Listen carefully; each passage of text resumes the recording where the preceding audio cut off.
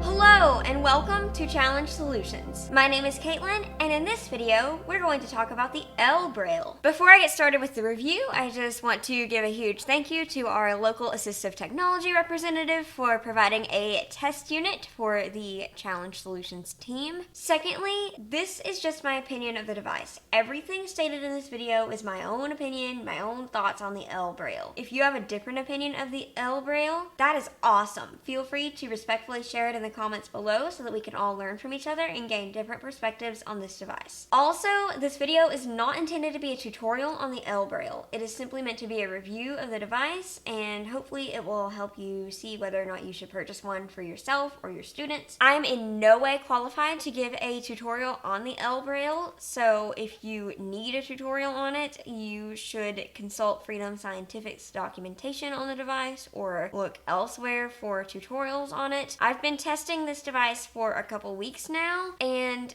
I am nowhere near fluent in ElBraille usage. I have not replaced my other devices and used this as my primary computing device, but I have done my best to thoroughly test this, and I still don't quite understand it. And that should show you how much of a learning curve there's going to be with this device. I learned how to use a Braille Note Apex in 2 days before I started 6th grade and proceeded to successfully use that as my primary device throughout 6th grade. I learned how to use a Braille Sense in about a week. I've been using JAWS with Windows for about 14 years and Windows 10 specifically for 4 or 5 years now. So I'm pretty tech savvy. I know what I'm doing with these kinds of things, but I was not able to master this device. So keep that in mind. It is kind of complex. With all that being said, let's start off talking about what the ElBraille is and move into a physical description of the device. So the ElBraille is kind of this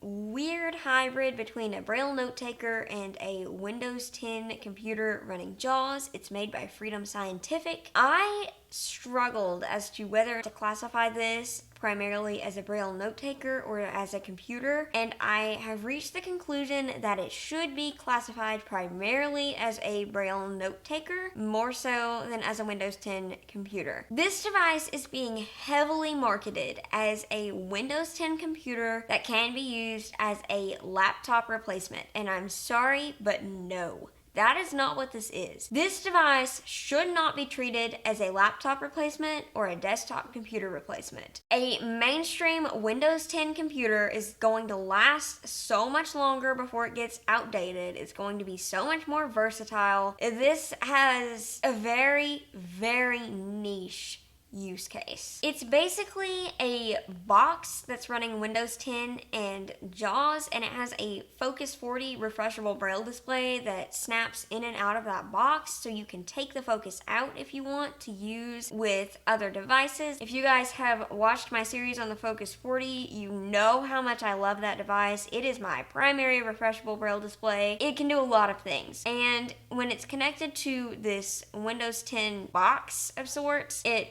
becomes just like a Braille note taker, essentially. I think the idea behind this is that it lets you combine your Focus Braille display and your Windows 10 computer into one smaller, more compact device, so you don't have a laptop and a Braille display with a cord connecting the two and a lot of other things to deal with. And it does that, I suppose, but I think it's a lot less practical in the grand scheme of things than they thought it was going to be during the creation of this device. So with all that being said, if you're sighted or semi-sighted, here's a look at the ElBraille in its case. Basically, this device is a long rectangular shape. It's quite heavy. It's maybe 4 or 5 inches wide, 1.5 to 2 inches thick, and the length of a Focus 40 Braille display. It's very bulky and unwieldy in my hands. This device is not comfortable for me to hold. It it would not be comfortable carrying it in a backpack with everything else that I also have to carry in a backpack.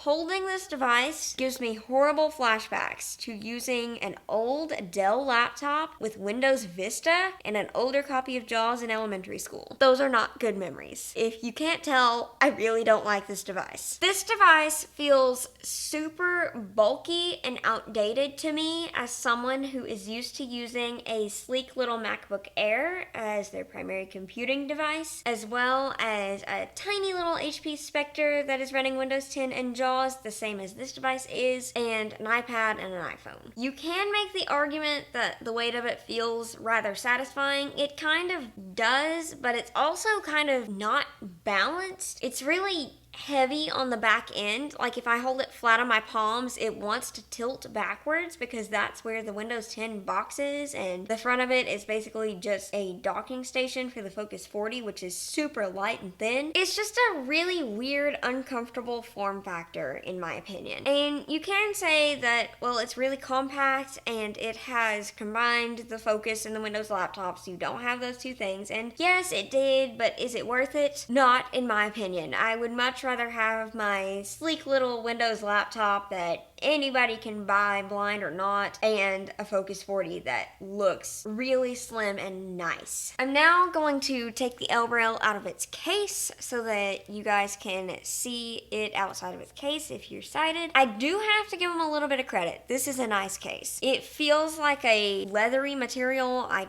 don't think it's real leather, but it feels like my leather bag feels. It's a really satisfying texture. And it has a zipper pocket on the top. However, my iPhone 11 will not fit in that zipper pocket, which leads me to ask why the pocket exists. If I can't put an iPhone and a pair of earbuds in that pocket, why is there a pocket in the first place? The case also wraps completely around the device. It covers all the ports. It feels super protective, so that is a major benefit. Some note-taker cases don't do that. My main gripe about the case is that it closes with Velcro and not a magnet, which drives me insane.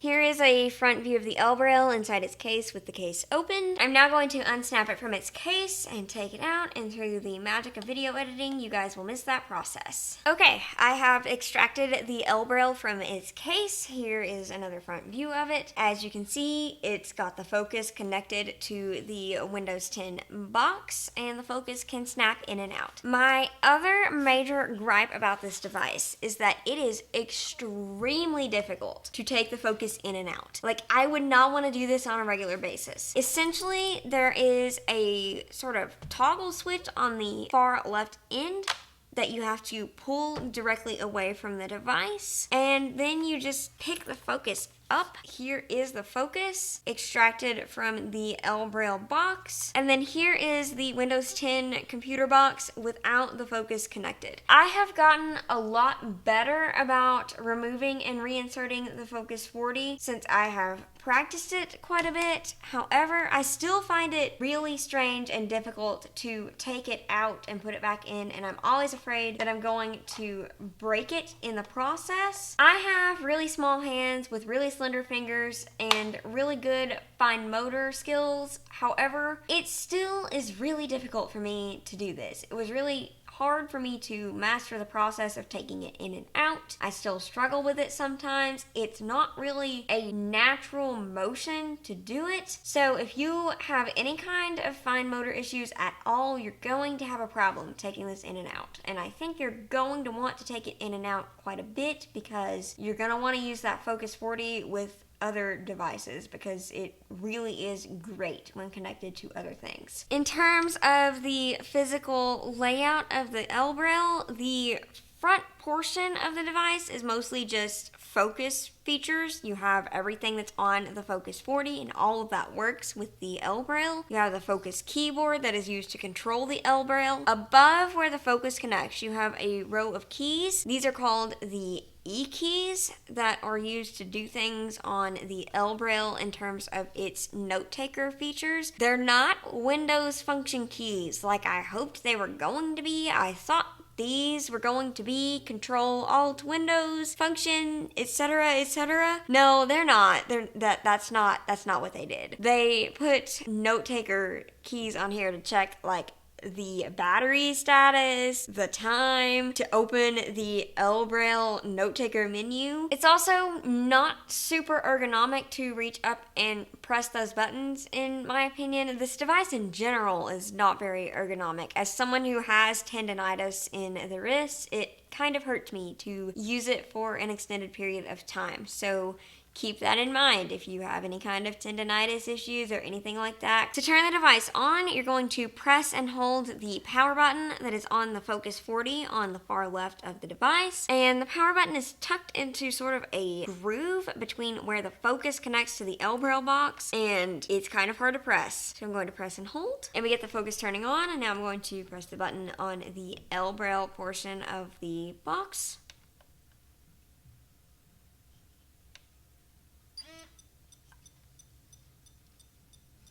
So once you turn this thing on, it's going to make some really weird beeping noises and kind of sound like a ticking time bomb. And then you'll be presented with the Windows 10 logon screen. It's not a particularly pleasant sound, not something that I want a device to be making when I'm using it in public in a work or school setting. It also vibrates pretty strongly. If it's sitting directly on a table, it sounds like it's preparing for liftoff, or like a large insect that is squirming around on a wooden surface. Just know that you're gonna get some looks if you are using this in a public work or school setting without headphones connected, or with headphones connected, because they're still going to hear the sound that it makes when it is vibrating on a table. I will say that I appreciate the connectivity options. I'm not sure if you sighted and semi-sighted viewers can see this or not, but on the far right end we have a USB-C port. The charger is currently connected to that. Then some USB ports, a full-size SD card slot. Thank you, Freedom Scientific. I hate the micros. Then on the far left end, up on this teeny tiny groove beside the power button, we also have the micro SD card slot that the Focus 40 uses to transfer files to its internal book reader and note taker function. Now, let's talk about my primary complaint with this device: the navigation. Windows 10 is a mainstream operating system that is meant to be controlled with a mainstream QWERTY keyboard that uses keys like Control, Alt, Windows, Function, and F1 through 12. And JAWS relies on the insert key for a lot of things. The ElBraille does not have a QWERTY keyboard. It has a Braille keyboard on the Focus 40. So you have to perform all of your Windows 10 keystrokes from that Braille keyboard, which just so happens to lack all of the keys that are integral to navigating Windows 10. To perform your Windows 10 keystrokes, you have to first press one Braille keystroke that says, I want to press Control, and then you have to press the rest of the keystroke. So every keystroke you do on this device for Windows specifically is going to be at least 2 layers deep, and some of them get 3 and 4 layers deep. This is my question. Why would I ever want to do that when I could have a mainstream Windows laptop that is a fraction of the weight of the ElBraille and already has all of the keys on it that are necessary to navigating Windows, that would allow me to use the same technology that my sighted peers are using and navigate it from the keyboard with the same keystrokes that any sighted Windows user could use. You can use the Braille modifier keys on a Focus 40 that is connected to a mainstream Windows laptop, and some people do. If you're one of those people, you might love the ElBraille. If you're like me and you were raised on a QWERTY keyboard using standard Windows keystrokes, you're gonna hate this thing. I have been through 3 generations of the Focus and 5 generations of Windows at this point, and never once have I thought, wow, I really wish I could use Braille modifier keys. It would make my life so much easier. The argument is to be made that you can keep your hands on the Braille display if you do that, but I don't care enough. Why would I learn to do things in 3 keystrokes when I could do it in 1 from the QWERTY keyboard and just put my hands back on the Braille display afterward? As I said, if you love Braille modifier keys, you'll probably like the ElBraille. But if you've been using a QWERTY keyboard your entire life, keep doing it. If you haven't learned to use a thing yet and you're trying to decide if you should get the ElBraille or get a standard Windows laptop and a Focus 40, buy the laptop and the Focus 40. You will be so much better off using that combination than you will the ElBraille, because there is so much more documentation available for the laptop and how to use it with the keyboard, and the Focus is just so much more versatile. You can connect it to so many different things. It's just a much better, more mainstream combination in my opinion. Speaking of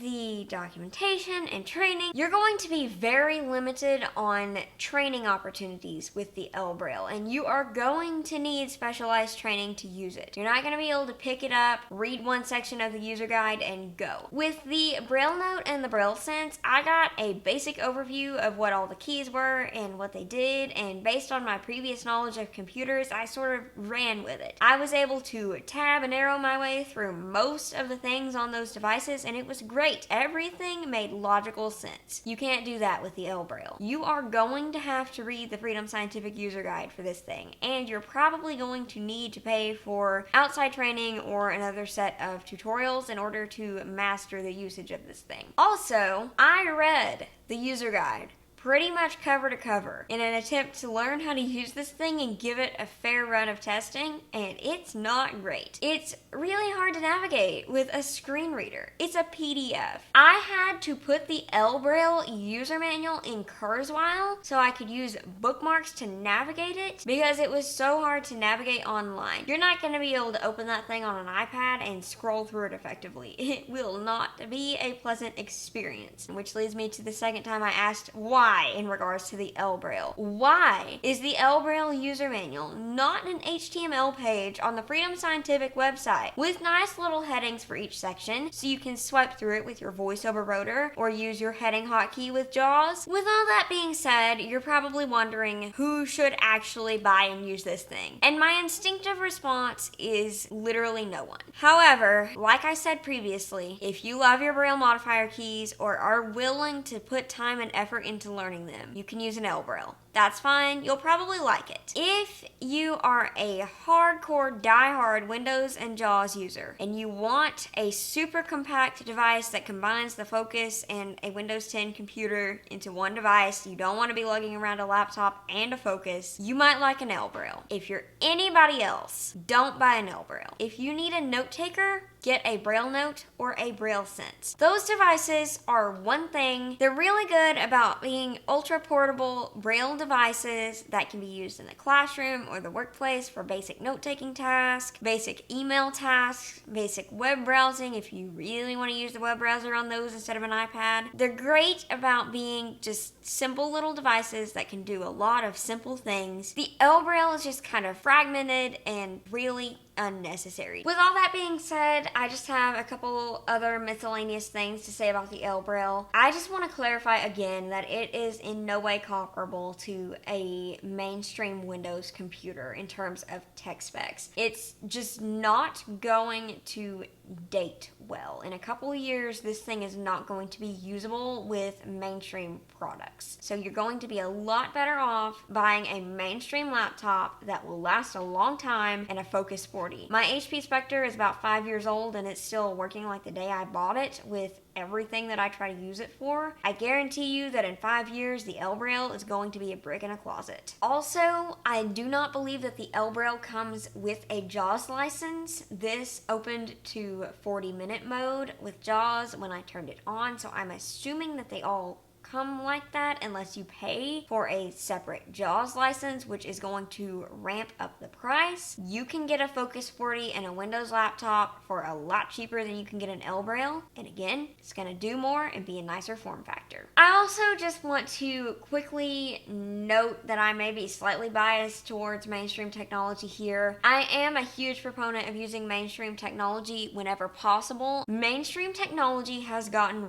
really good to the point that most blind people don't need specialized blindy tech beyond a refreshable Braille display and screen reading software if you're using Windows. Apple's screen readers come built in, so the only time you need to buy a screen reader now is if you're using Windows. Note takers have a place for some blind people in certain situations, but most people can get by with mainstream technology now, and I think we should be supporting that whenever possible so that mainstream technology continues to become more and more accessible. Also, if you're using mainstream technology, you're using the same stuff as your sighted peers, and ultimately, the goal is to have you be on a level playing field with your sighted peers. You need to be able to use the same stuff that your sighted peers are using so that you have more employment potential. Employers are not supposed to discriminate on grounds of disability, but the sad reality is they absolutely do. They are going to want you to be able to use Windows and or macOS or iOS or some kind of mainstream computing solution. And the ElBraille does not qualify you to use Windows in the capacity that you're going to need to use Windows in a corporate setting. Also, the ElBraille looks like a blindy box. If you have the ElBraille in any kind of public setting, it's going to set you apart and draw attention to you. My goal as a blind student in a mainstream university is to blend in as much as possible. Obviously, when I walk into a public setting with my guide dog, I'm automatically marked as different, and obviously I'm going to do a lot of things differently, and I have to have some extra stuff, and people are going to mark me as different anyway, but they're going to see me as more equal to them and on a more equal playing field to them when I sit down at my desk and pull out my MacBook with my super sleek looking Focus 40 or my tiny little Smart Beetle. In that case, the only visible piece of blindy technology I have is my refreshable Braille display, which looks really small and nice. Also, it's just infinitely more practical to carry the mainstream technology around and use it. I would much rather carry this, my iPad in its Bluetooth keyboard case, with this, my Focus 40, or this, my HP Spectre, which is super tiny, about half an inch thick at its thickest part, or my MacBook Air, which I can't hold up and show you because that's what's recording this video, but that is my primary computing device and what I carry basically everywhere with me. Then this, the ElBraille. The blindy box that feels like a brick and reminds me of Windows Vista on a thick Dell laptop. Also, can we just talk about the name of the ElBraille for a second? Like, that's not natural to say. El and Braille do not rhyme. I either want to call it the ElBraille, which is not saying Braille properly, or the ElBraille, which isn't right. With all that being said, this is the ElBraille. Don't buy one unless you really like Braille modifier keys, or you have a very specific reason for getting one, or you just think everything I said is irrelevant, in which case definitely you do you and get an ElBraille. This video is getting super long. I have rambled for a very long time about the ElBraille and Braille note takers and mainstream technology in general. I'm going to go ahead and wrap this up now. I really hope you learned something from this video or found it helpful, or at least found me ranting about the ElBraille entertaining. If you did, or you have any questions or suggestions for future content, please leave me a comment below or send us an email via the contact form on challengesolutions.org. Also, please give this video a thumbs up so that the YouTube algorithm continues to know that we exist. And remember that you can subscribe to the Challenge Solutions blog, podcast, and YouTube channel for more content like this. Thank you so much for watching.